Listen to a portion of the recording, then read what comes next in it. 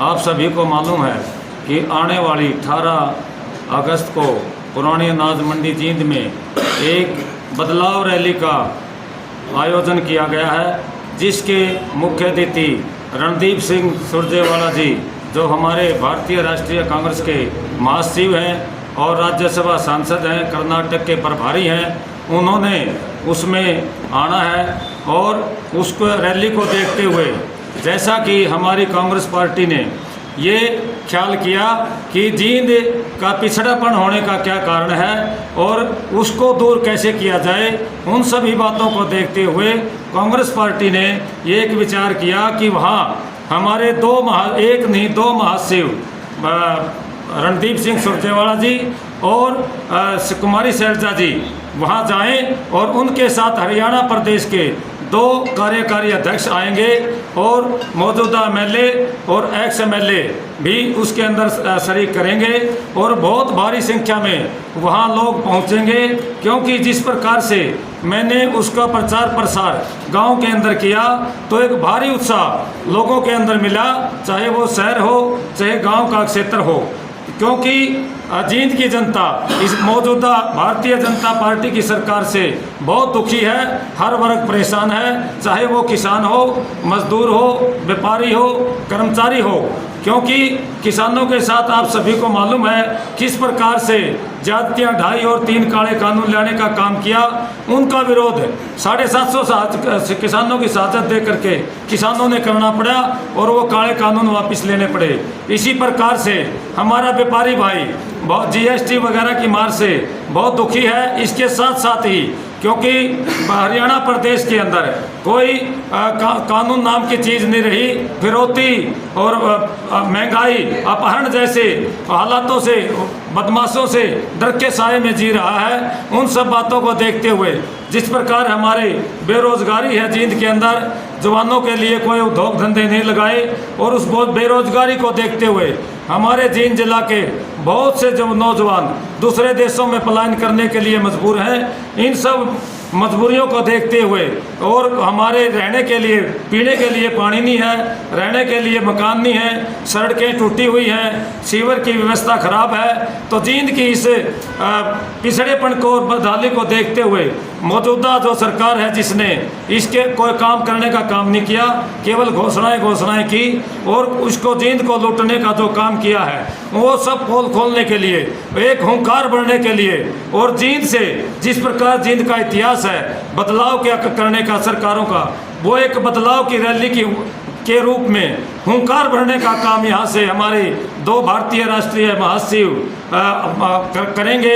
और उसके साथ साथ आने वाली जो सरकार है हमारी कांग्रेस पार्टी की, उसके अंदर किस प्रकार से हमारी जनता को राहत मिले, किस क्या क्या विकास कार्य यहाँ जींद के अंदर होंगे और जींद की खुशहाली कैसे होगी, वो बातें रखने के लिए 18 तारीख को जींद की पुरानी अनाज मंडी में पहुँच रहे हैं। आज भी ये अनुरोध है कि इस भारी रैली में पहुँच करके हमारे जींद के नौजवानों का, व्यापारियों का, किसानों को एक न्याय दिलाने का काम करेंगे और अधिक से अधिक संख्या में पहुंचने का काम करें। इसलिए ये प्रेस कॉन्फ्रेंस आज दोबारा हमने बुलाई है, ये सूचना देने। इसमें आपस में ही आप लोग क्यों नहीं जुड़ पा रहे? एक मंच पे आप लोग आ नहीं पा रहे, अपनी अपनी डफली बजा रहे हैं अलग अलग। देखिए, एक देखने का नज़रिया होता है व्यक्ति का। हम कांग्रेस के अंदर एक हैं, हमारे जितने होल्डिंग बैनर पोस्टर रहे उनके अंदर आप देखें सभी के हमारे फोटो लगे हुए हैं और सभी जब हमारा शीर्ष नेतृत्व बुलाता है, कोई मीटिंग बुलाता है, कहीं फंक्शन करता है, सभी इकट्ठे जाते हैं। लेकिन काम तो अलग अलग एक जगह रह करके कैसे करेंगे? एक इस दिशा में करे, हाँ दूसरा दूसरी दिशा में, काम तो करना ही पड़ेगा। और चुनाव जैसे जैसे शुरू होने लग रहा है वैसे वैसे इकट्ठे होकर के सारे जहाँ इकट्ठे होने की जरूरत है वहाँ इकट्ठे भी होते हैं, कोई ऐसी बात नहीं जी। जो दिख रहा है बात टिकट की है, टिकट की लड़ाई की है, उस पर क्या कहेंगे? कांग्रेसियों की आखिरी लड़ाई टिकट की लड़ाई है। देखिए सिंगरा साहब, सभी को पता है कि हरियाणा प्रदेश के अंदर 90 टिकट है हर पार्टी की, तो 90 ही टिकट मिलेंगी। टिकटार्थी तो हमारा शीर्ष नेतृत्व जो समीकरण बिठा करके, जो देख करके टिकट एक को देता है, लेकिन हमारे सभी साथी मिल करके उसके काम करते हैं। और ये एक अच्छी बात है जिससे पार्टी का भविष्य उज्जवल हो और एक आने पार्टी की सत्ता आने जा रही हो, उसके अंदर काम करने वाले साथी एक परिवार में 2 भी हैं, एक में 10 भी हैं। अधिक परिवार होना, बड़ा होना तो बहुत अच्छी बात है। हमसे एक बढ़ करके योद्धा हमारी पार्टी में है और सक्षम है जीतने के।